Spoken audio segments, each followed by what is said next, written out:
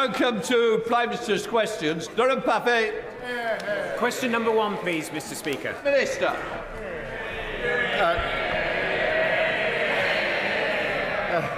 Thank you, Mr. Speaker. Thank you, Mr. Speaker. On Monday, we marked the 20th anniversary of the despicable terrorist attacks on 7/7. The painful memories of that dark day are deeply ingrained. 52 people were murdered, many more were injured. We thank our emergency services who ran towards danger with true bravery and send our deepest condolences to the victims, the survivors and bereaved, and all those forever affected by that appalling day.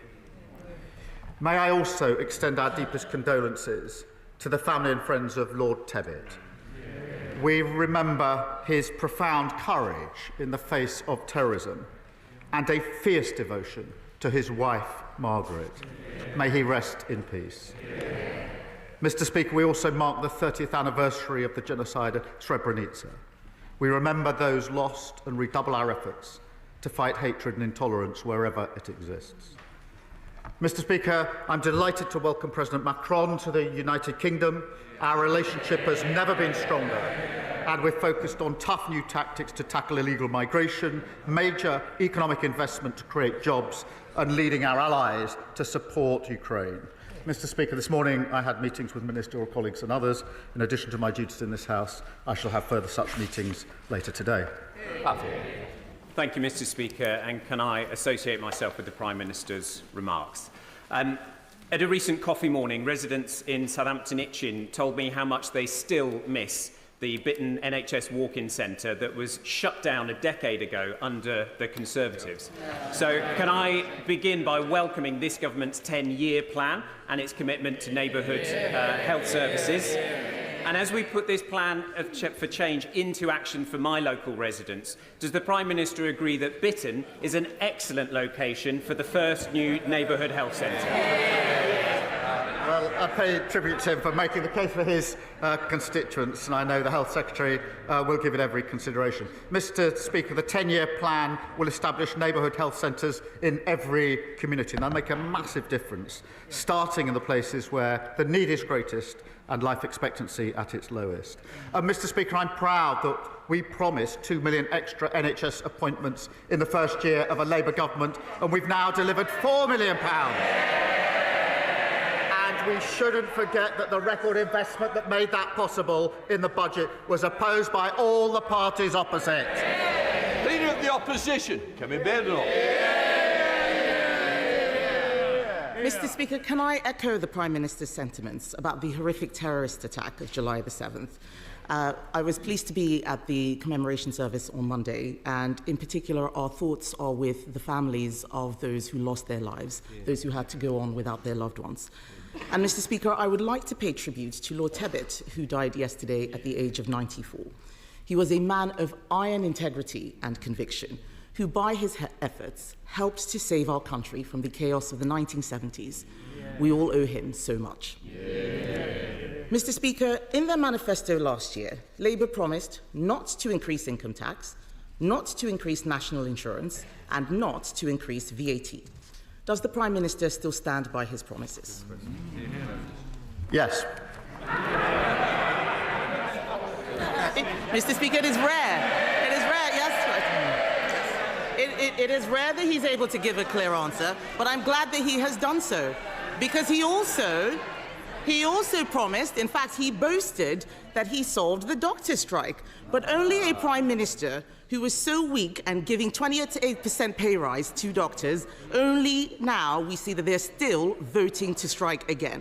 He folds in every negotiation and claims that it is a triumph. Yes, he does. And we saw at the budget, Mr. Speaker, more promises. The Chancellor promised that she would lift the freeze on income tax and national insurance thresholds, because in her words, they hurt working people. Is that still government policy? Mr. Speaker, no Prime Minister or Chancellor is going to write a budget in advance. We are absolutely fixed on our fiscal rules. We remain committed to them. We remain committed to our budget, to our manifesto commitments. I realise that sticking to your fiscal rules and your manifesto commitments is a bit unfamiliar to the party opposite, but it's because of the decisions the Chancellor took, that this government has taken, that we can update the House. £120 billion of inward investment into this country since we took office. Business confidence at a 9-year high. That's longer than the Leader Opposition has been in Parliament. Deloitte this week saying the UK is now the best place to invest, creating 384,000 jobs. What a contrast to the mess that we inherited from the party opposite. Kemi Badenoch. Mr. Speaker, there is no clear answer there. The whole House would have heard him fail to rule out freezing tax thresholds. He could say it in the first question, he could promise, but he couldn't this time round. But what does this mean, Mr. Speaker? He's talking about record investment and more jobs. We know that people are losing their jobs. Unemployment has gone up under Labour every single month since it's their year in office. But what does it mean on this issue of tax thresholds? It means that under Labour, millions of our poorest pensioners face being dragged into income tax for the first time ever. Does the Prime Minister think it is right that struggling pensioners should face a retirement tax? Mr. Speaker, for a Prime Minister or Chancellor to say we're not going to write a budget in advance isn't a Labour thing or a Tory thing. Every single Prime Minister and Chancellor says they won't. We will stick to our manifesto commitments. We will stick to our fiscal rules. This is a language they don't understand, which is why I have to... That's what got us into the problem in the first place. And whilst she comes here every week to talk the country down, that investment, record investment, £120 billion, that will be good, well-paid jobs across the country. And this investment, Mr. Speaker, is foreign investors who can choose whether to invest in this country. They're choosing to invest in this country now because they have confidence in what this government is doing. Kemi Badenoch. Mr. Speaker, investors are fleeing the country. They're fleeing the country. He says he sticks to his manifesto promises. They promised not to put a tax on working people, and then we got the jobs tax. And all we have seen is jobs disappearing. Before the election, the Prime Minister promised, and I quote, "not a penny more on your council tax." The Institute for Fiscal Studies says that now council tax bills will rise at their fastest rate in 20 years. Will the Prime Minister admit that under him council tax is set to soar? Minister. No, of course it's not. It soared under the last government. But, Mr. Speaker, here she goes again, back on familiar territory. She comes here complaining about the national insurance rise every year, every week. She comes here complaining about it. And then when she's asked the question, well, would you have the courage then to reverse it? What's the answer? What's the answer? No! And I'll tell you for why. Because she's too embarrassed to say she doesn't want the investment we put in. That investment went to the NHS. They want the investment, they can't say how they're going to pay for it. That is what got us into the problem in the first place. Mr. Speaker, he still doesn't understand, so I'm going to make it very simple for him. This is a mess of his own making. He shouldn't be asking how we would clean it up. The fact is, they raise national insurance through the jobs tax, and that's why they have to put up council tax. The truth is, his catastrophic budget has created a domino effect which he cannot now control. We on this side of the House know that you cannot tax your way to growth. But now he's flirting. They're all muttering, I remember that budget, they were laughing and cheering, they had no idea the mess that they were creating.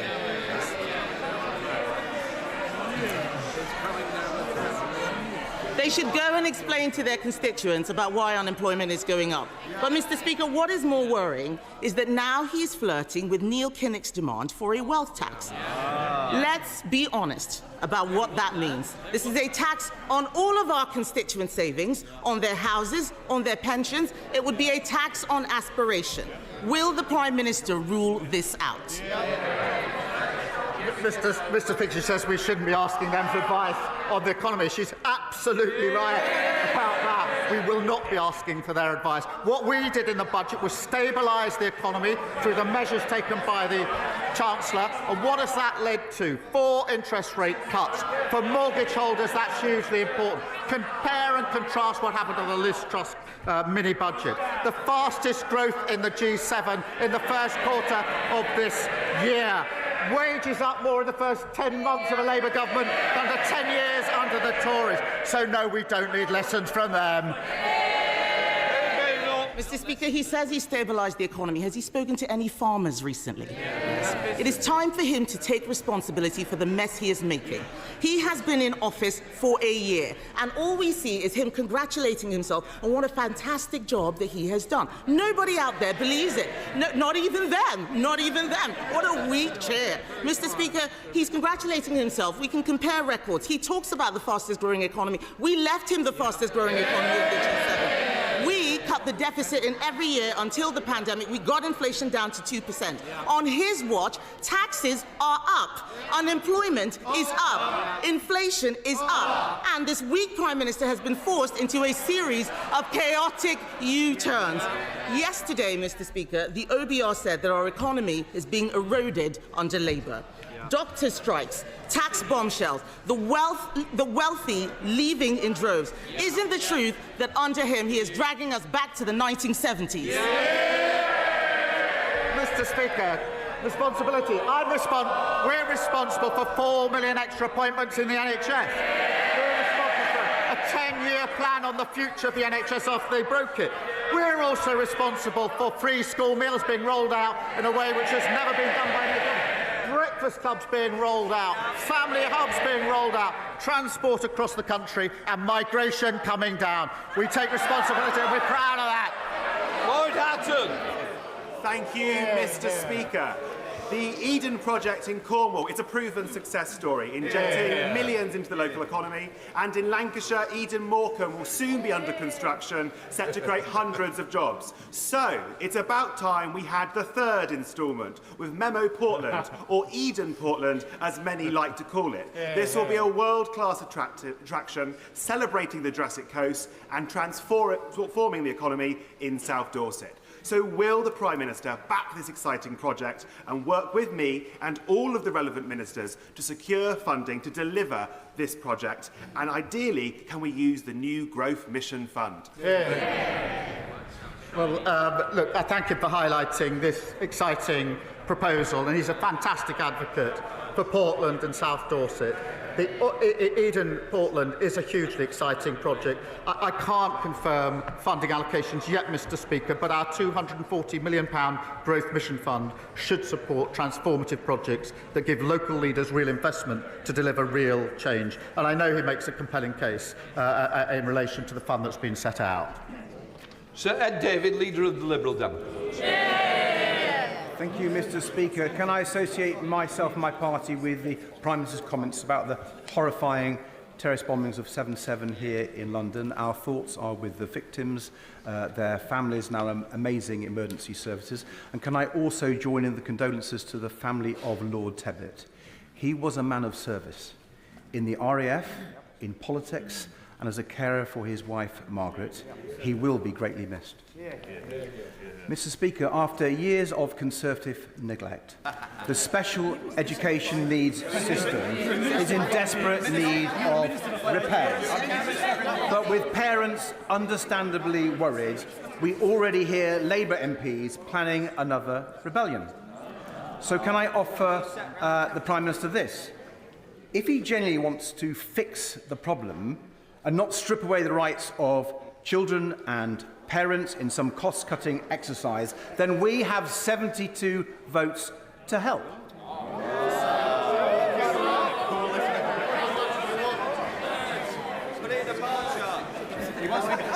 So, will the Prime Minister look at the 5 tests for SEND reform we have published today and work with us to make it happen? Well, Mr. Speaker, it's telling that when he raises the question of the broken SEND system, they laugh at the back of the Tory boxes.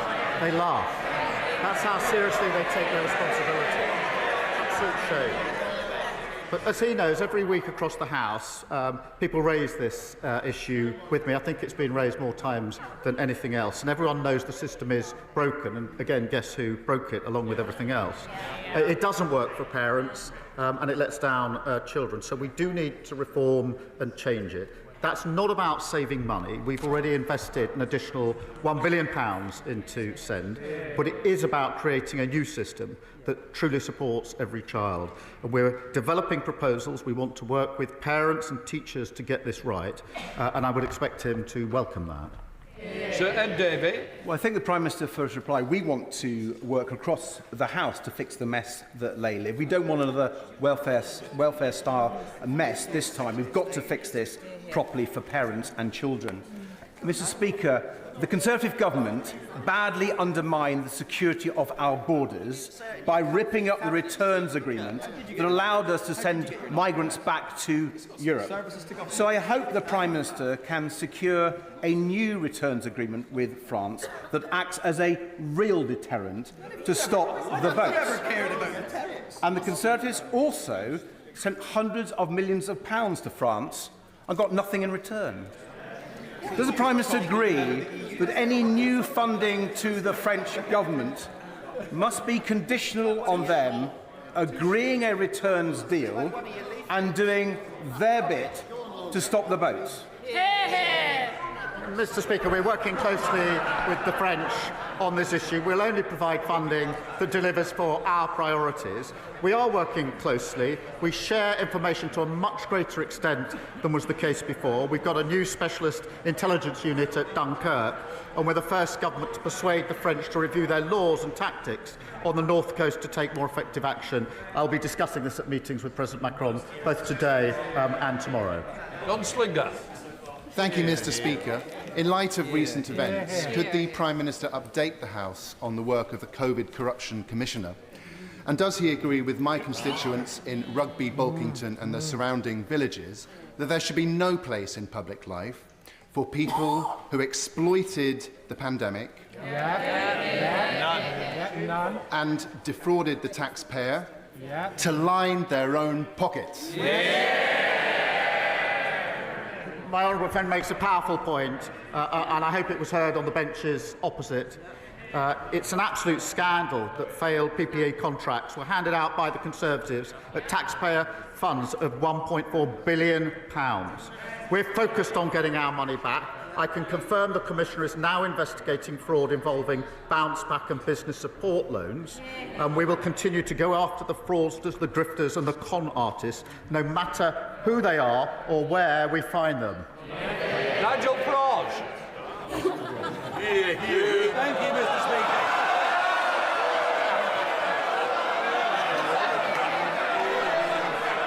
The main reason that this country decided into this way. Some of you want to get in a little later. If this takes forever, you won't get in. Nigel Farage. Thank you. The main reason this country wisely voted for Brexit back in 2016, and that included millions of Labour supporters, is because we wanted to take back control of our borders so that we and we alone could decide who comes and settles in our country. Does the Prime Minister understand that demand today is even greater than it was back in 2016, and that we demand, the country demands, that you say to the French President, will you shut up? That you say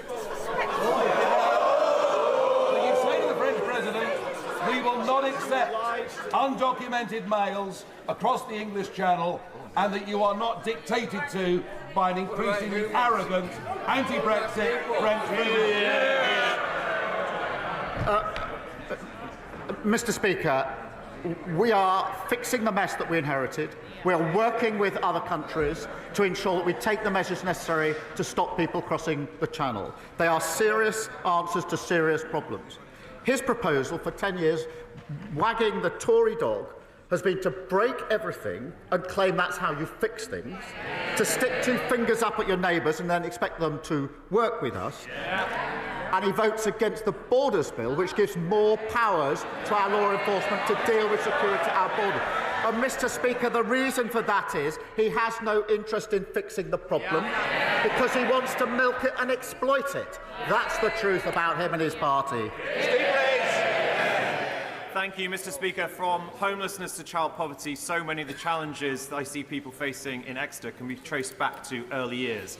So can I welcome how this government is rebuilding on the legacy of Sure Start, so cruelly dismantled by the party opposite? And can the Prime Minister set out what difference this will make to family services in Exeter? Well, I'm grateful to him, and I've discussed it with him before. He's a brilliant champion for Exeter. Mr. Speaker, every child should have support to realise their potential. And the party opposite tore up Sure Start and took it out of our communities, an act, in my view, of vandalism that abandoned families and deepened inequalities. Mr. Speaker, we're delivering 1,000 Best Start family hubs across the country. That's in addition to free childcare being rolled out and expanding free school meals. That's the change the Labour government makes. Jim Ramsey. Thank you, Mr. Speaker. Growing numbers of people are joining calls for a wealth tax on the super-rich, including former Labour leader Lord Kinnock and today a former First Minister of Wales, and it transpires the Chancellor herself when she was in opposition.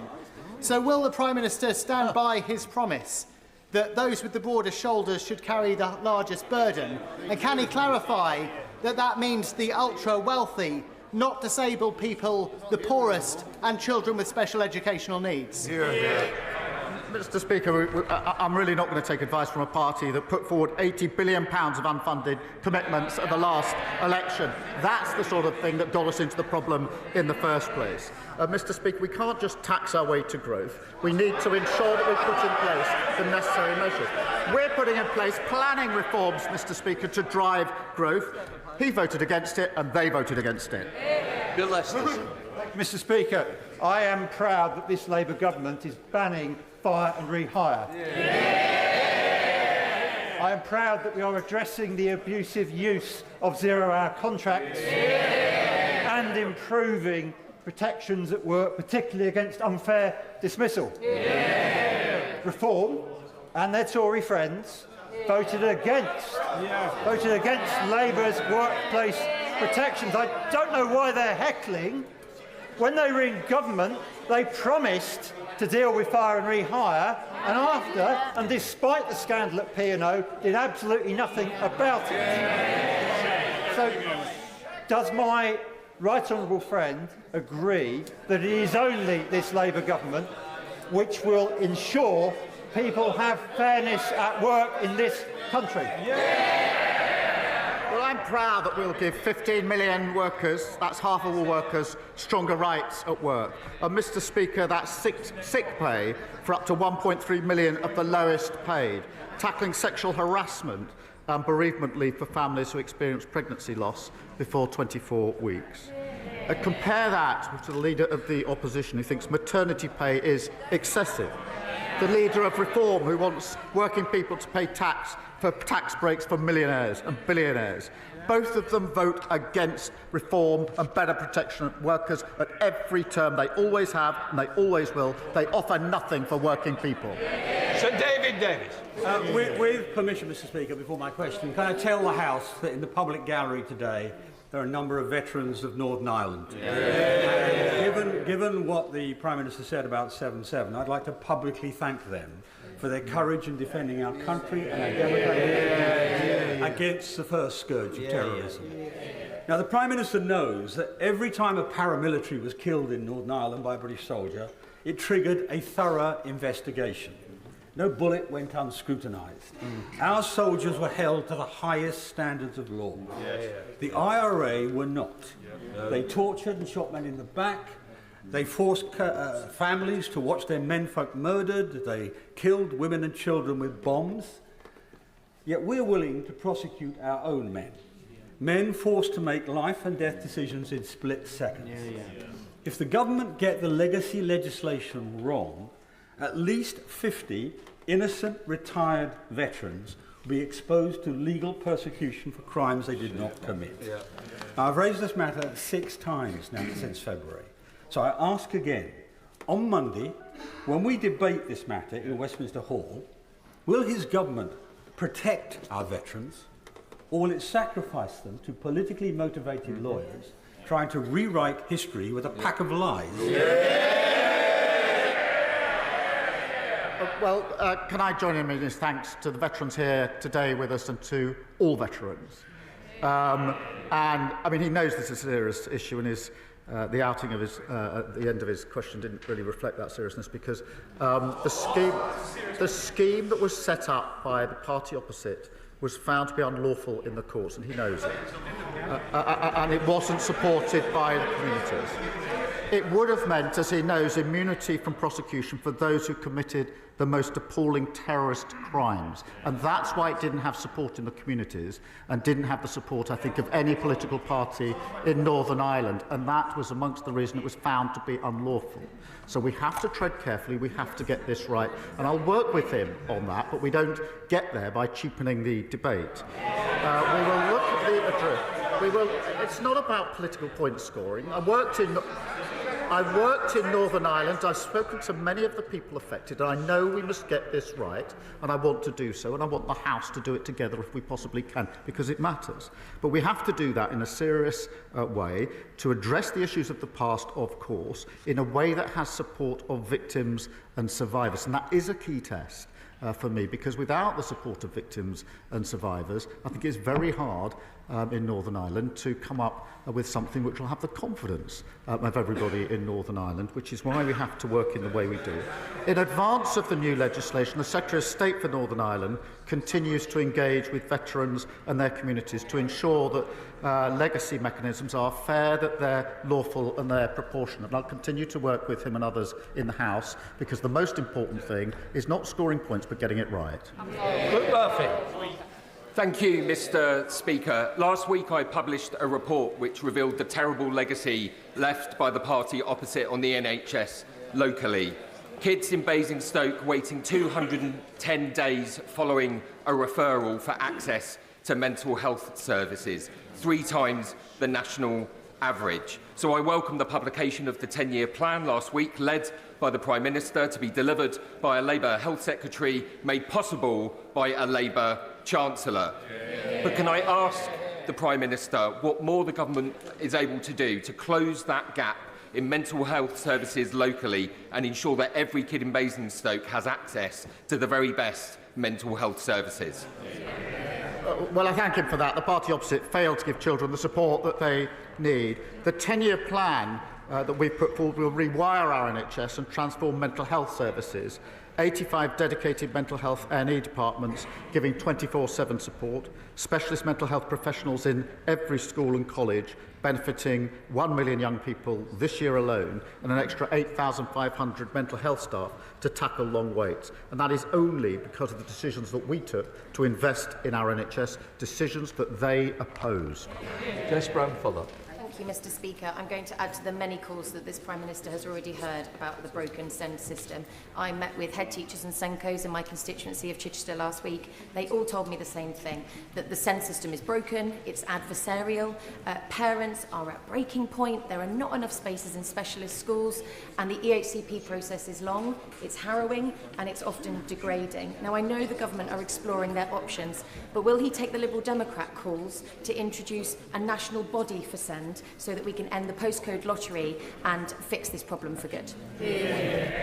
Well, I thank her for raising this issue, and I know it's of concern to her and to many people across the House. The system we've got is broken. It's not serving anyone well. We've got to reform it, and I set out in an earlier answer the steps that we are taking. We will share those with the House, and I hope that we can get the greatest support possible for the reform that I think everybody here knows has to happen. Catherine Fuchs. Thank you, Mr. Speaker. I'm delighted at the spending review commitment of £445 million for Welsh Rail. A new station at Meigren-Undy will take cars off the congested M4, offer greener journeys and open doors for local residents without a vehicle to get jobs. And it's great value for money due to the track and infrastructure that's already in place there. Does the Prime Minister agree with me that Meigren-Undy is an excellent candidate to be the first Burn station built so it can start serving local people? Well, it's so good to see strong Labour MPs standing up for Wales and her constituency. She makes her case. I can't confirm the plans yet, but we will consider recommendations from the Burns Commission, which includes a proposal for a new station in her constituency. And I'm delighted, Mr. Speaker, just this week we set out a major road and rail schemes across the country, the A66, Newark Bypass, Midlands Rail Hub, creating tens of thousands of jobs, new homes and better journeys for millions of travellers. Thank you, Mr. Speaker.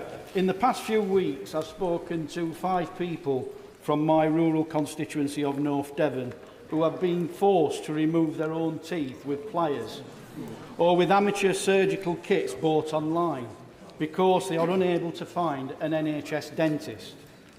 What would the Prime Minister say to those people, Mr. Speaker? And when will the government banish this dentistry crisis to the history books where it belongs?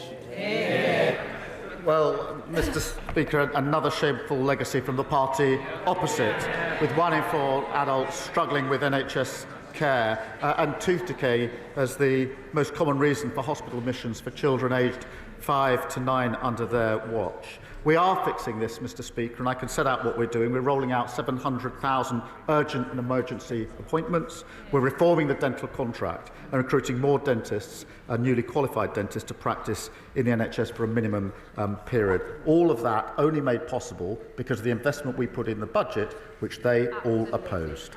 Millennial. Thank you very much, Mr. Speaker. Tax evasion, money laundering, illicit goods, illegal working all undermine our high streets like Freeman Street in my own constituency, undermine local business confidence and challenge community cohesion. That's a reality around the country because of the explosion of vape shops, fake barbers, Harry Potter shops, American candy stores. Will the Prime Minister commit to working with his cabinet to bring in a national strategy to tackle the scourges of the high street and restore high street confidence? Well, she's right to highlight this issue, Mr. Speaker. In March, we saw a major crackdown against criminals using high street businesses to launder money, and with almost 400 properties securing freezing orders over bank accounts totalling more than £1 million and arresting 35 individuals. There's much more to come, and I thank her for highlighting this really important issue. Sir Ashley Fox. Thank you, Mr. Speaker. The Prime Minister was elected on a promise to smash the gangs. He said he would reduce small boat crossings. He said he would close asylum hotels. Why are all these issues going wrong? Mr. Speaker, we are fixing the problem that they said they'd take control of borders and they lost it. We're working hard with our allies. We want to bring forward more powers for our law enforcement at the borders through our Borders Bill to give them the powers they need to take the job and deal with it. And what did they do? They voted against. A confected argument. Patrick Hurley. Thank you, Mr. Speaker. Tomorrow evening sees the annual National Police Bravery Awards. 3 of the officers nominated this year are 3 of the officers who were first on the scene of the tragedy in my Southport constituency last summer.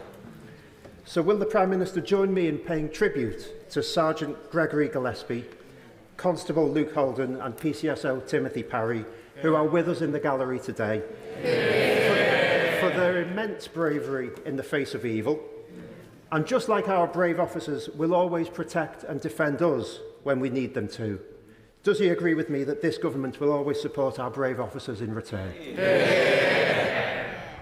Well, can I start by saying that the thoughts of the whole House, of course, are with the families of those that lost their little girls and all those affected by this terrible incident. I would like to put on record our heartfelt thanks to all of those who responded and those that are with us today: Sergeant Gregory Gillespie, PC Luke Holden, PCSO Timothy Parry. These officers ran towards danger to protect young lives, Mr. Speaker. I have met a number of them, and it is truly humbling to see the bravery and professionalism that they brought to their job that day and every day. Southport is a wonderful and loving community. In difficult days, they've shown kindness, empathy and courage. And I'd like to thank my honourable friend for all that he has done in relation to those values as well. Ben Lake. Mr Speaker. My constituent, Mr Brian Buckle, is a victim of a miscarriage of justice. He was wrongfully imprisoned for over 5 years before being exonerated at retrial. Now, Mr Speaker, despite a jury unanimously finding him not guilty of the crimes for which he was imprisoned and the devastating impact this injustice continues to have on him and his family, his application for compensation was denied due to a 2014 change to the law that requires those who have been wrongfully imprisoned to prove their innocence beyond all reasonable doubt. This is an almost impossible hurdle to overcome. And so would the Prime Minister consider meeting with Mr Buckle to discuss his case and lend his support to Appeal's campaign for fair compensation for those who have been victims of a miscarriage of justice? Well, can I thank you for raising this particular case, which saw a grave miscarriage of justice. In relation to the statutory test for compensation, this has been raised in the House before, and I've undertaken to have a look at it. And I know he's working, I think, with the Minister responsible on the particular case that he raises. Well, let's... Thank you, Mr Speaker. Can I thank the Prime Minister for leading from the front in promoting the importance of his role as a father and keeping time for family life. I'm delighted that this government in the past week has launched a review into parental leave, and we've started to rebuild the legacy of Sure Start by launching our Best Start family hubs, both things that will make a huge difference to my constituents in Ribble Valley. Can he commit to this parental leave review, creating some truly ambitious outcomes so that we can make the UK not only a world-leading place to live and do business, but also the best place in the world to live a rewarding family life? Well, I think the first full review of parental leave and pay is a landmark moment. The current system is simply out of date and too complicated. 1 in 3 dads don't take paternity leave, often because they can't afford to do so. Mr Speaker, that's a great loss to them and their children. I want parents to be able to give their child the best care and make the system work better for employers. Final question, Cameron Thomas. Thank you, Mr Speaker. Following a week of internal conflict, the Prime Minister should be well prepared if he wants to join me this weekend at the Tewkesbury Medieval Festival, which includes Europe's largest reenactment. Or perhaps next weekend he'll don his leather jacket and turn it up to 11 at the Tewkesbury Live Music Festival, hosted by hospitality venues across the town. Regardless, will he join me in thanking the volunteers and those hospitality venues that make Tewkesbury the unsung nucleus of Gloucestershire's culture? Thank you. Mr Speaker, what an invitation. I'm grateful for the invite to join the medieval festival. But if I wanted to see a load of people stuck in the past and fighting each other, I'd probably go to the next meeting of the Shadow Cabinet. I'll consider it. Thank you. That completes Prime Minister's questions. Let the front bench change over.